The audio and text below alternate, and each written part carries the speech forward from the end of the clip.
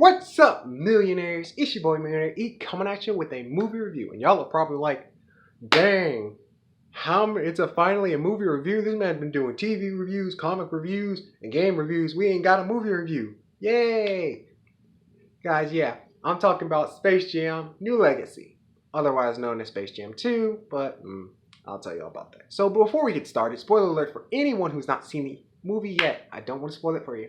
You gotta watch it yourself. And another thing is, the way the video is going to be is I'm going to have it where I'm going to talk about the good things first, then I'm going to talk about kind of like the bad things that I kind of were like, and then the last thing is kind of what I give it my rating. So let's get started. So I've heard about, a lot of things before watching the movie. I've seen a lot of people giving like some ratings, like they were like, it's a good movie. Other people were like, this movie is pfft. I am in the middle. Because, the first thing I like about the movie is the concept of the servers. And what that is it's kind of like where it's this, like it's almost in a computer, and all of Warner Brothers kind of themes are in it. You got all the characters from Looney Tunes, you got Lord of the Rings, well, Game of Thrones. You even had, like, we saw It from the movie It, Pennywise from the movie It. We also saw The Mask, a couple of other characters, and that's what I really loved about it. That's kind of where I'm going to compare this movie a little bit to Wreck-It Ralph. Now, I'm not comparing it to Wreck-It Ralph because of the whole plot, because the plots are different. I'm comparing it to Wreck-It Ralph is because the reason why I love Wreck-It Ralph is because so many of the characters in Wreck-It Ralph I knew. And it was so cool to see those characters, all in cartoon form. The same thing goes for Space Jam: New Legacy. I saw so many characters in there. I was like, oh my gosh, I was geeking out. I was pointing out Easter eggs like, look, there's that. Look, there's Dot, there's Yakko, there's Wacko.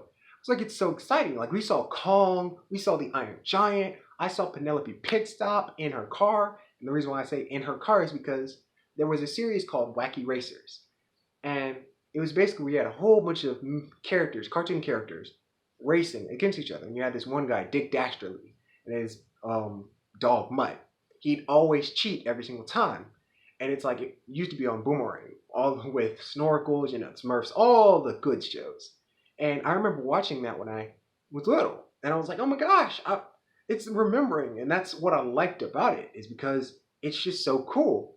And the serververse, as I said, the serververse is a cool concept to work on. It's almost like the multiverse, where you have different versions of characters, except you've got different characters from different movies. And that's what I really like about it. And even, I also like the character designs of the Looney Tunes. When they kind of went into 3D, it was really, really cool. Now, the bad things about the movie. So the first thing that I'm kind of a little bit like about is the serververse is a cool concept, as I say. The only problem that I had with it is because when they were looking for the Looney Tunes, they went into different scenes and different movies, which I kind of had a problem with because it was kind of random. Because it's like the first thing you go, they went into like Mad Max movie, where they're driving in cars, and then you've got like Wile E. Coyote spraying his teeth silver and trying to catch the Roadrunner. And I'm like, you ain't really need to do that though. Then they were trying to find Elmer Fudd, and they went into the Austin Powers. And you got Elmer Fudd like, hoo-hoo. And I was like, really? It's just randomness. And then they had like literally Rick and Morty. He came in there, he's like, we tried to do experiments on your dog. He's unfixable. And threw Tasmanian Devil at him. And I was like, it's just random. And I was like, it had no point. There was no point to put those characters. And I think I understand why people are kind of like, it's Warner Brothers just flexing on each other, on everybody. But it's like, I didn't like that. And then also, the enemy, Algae Rhythm. Now, Algae Rhythm, he doesn't seem like he has a plot. Because the first thing he does is he's like, okay, we have this idea where we can put LeBron in different types of movies. We can have LeBron like in Harry Potter. We can have LeBron as Mr. Freeze fighting Batman. Now, LeBron's like, this idea kind of sucks, bruh. And he hurts Algae Rhythm's feelings. And Algae Rhythm's like, you know what? I'm going to bring him and his child down here, and we're going to have a basketball match where I can beat him up in front of everybody, and they'll all see that I'll be the winner. And I'll be praised and stuff. That's what you think. So, he does that, and then, like, right at the climax where it's the basketball game, he decides, okay, because he first said that if LeBron wins, he and Don can go. And if they lose, LeBron and Don can stay. Then in the climax of the game, or in the game, he goes, because he gets this tech and brings all the people from the real world into the serververse. He goes, if the Toon Squad loses, y'all all get to stay here with me. And the Looney Tunes are dead. I will eliminate them.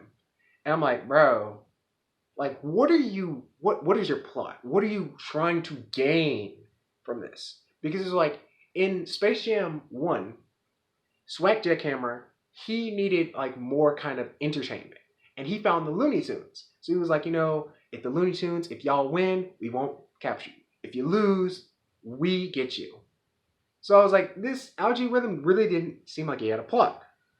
And then the other thing about it was LeBron, the whole thing with LeBron and Don. I'm like, it starts out in the movie where it shows like where LeBron, he was playing video games and he didn't give it his all. He didn't give the 100% plus ultra. I'm going to say that, I got that My Hero Academia shirt, but he didn't give it his all. And his coach was like, bro, what are you doing? You need to give it your all, 100%, 100%. So it ends up kind of saving LeBron into this 100% thing. And it's like, I don't go out there and just like, ooh, look, I'm going to shoot the ball. No, he's like, I go in there and I play hard. And his son, Don, like he had two sons, and his first son, he's a basketball player. And then his other son basically does video games and stuff. And he created his own video game, which is a cool concept. It's a cool thing to do. You created your own video game. But it's like LeBron's like, you need to play basketball. You're going to basketball camp. I don't care if there's a video game camp. You're going to basketball camp. I'm like, bro, chill. He created a game. Like, he was pressing him too much. And then he ended up pressuring the Looney Tunes into being like LeBron, almost. Because they were like, we can't do anything. We can't play basketball. We're Toons. Except for Lola. She's more of a basketball player. So I'm like, the way that happened, I was like, it didn't really, it kind of caught me off guard. And then the whole thing with the merchandise or the secret Nike symbols. I was like, I understand, when you're watching a Disney movie, you're sitting there and like, hey, look, there's a Disney. There's a Mickey Mouse. A secret Mickey. I was like, with the Nike thing, it seemed more like it was honestly kind of like watching an ad. Like the first time when LeBron goes down into the Toon World, he basically ends up where it's like he goes into the crater and it ends up where it's a Nike symbol. And then even on the jerseys, they had this, I think, LeBron symbol or something. And then right next to it, they had like a Nike symbol. And I'm just like, I didn't like that. So that's what I was kind of like. And with the Lola Bunny redesign, like the whole redesign problem, like people, because if y'all didn't know, she was redesigned from her original kind of state from the first movie. Because in her first movie, she was a little bit too, curvylicious and a lot of things. And they were like, we can't have her looking like that. She's too sexualized. Because this girl was looking just like Jessica Rabbit. Almost like Jessica Rabbit. So I was like, in the movie, I was like, I don't know about it. It grew on me, honestly. I was like, in the commercials, I was like, this looks weird. She looks like a derp. And then I was like, okay, I kind of like it. So, and also, one thing that I really liked that they did is they had the Nerd Lurks in there. If y'all know Nerd Lurks, they're from the first Space Jam movie, which was a really cool thing. Now, the thing is, I can't really say this is Space Jam 2, to be honest. Like, they had some kind of, they had some points in here where they were like, oh, wow, I remember playing basketball. And they even had this funny point, which was like, y'all did us wrong like that. They were like, Sylvester, the cat, was like, hey, look, guys, I found Michael Jordan.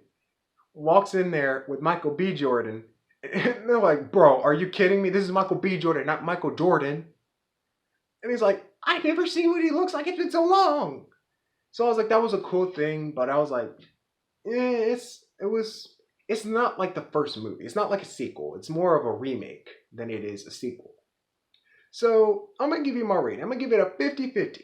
Now, 50% of it was good because of all the, giving me all the memories and stuff, going down memory lane. But then the other 50 was the whole thing with the Nike symbols. I understand that's, branding with LeBron and stuff, but I'm just like, the Nike symbols, Algae Rhythm, and then the whole thing with the whole plot where it's like LeBron's all like, you need to go to basketball camp. I don't care if you made a game. You need, And also, I forgot to tell y'all, it was more of a stylish kind of game. It wasn't like, hey, shoot balls. It was like you get more points via style points, which is something I had a problem with. Because it's like you had Porky Pig literally at a rap battle. But yes, I'm giving it 50-50.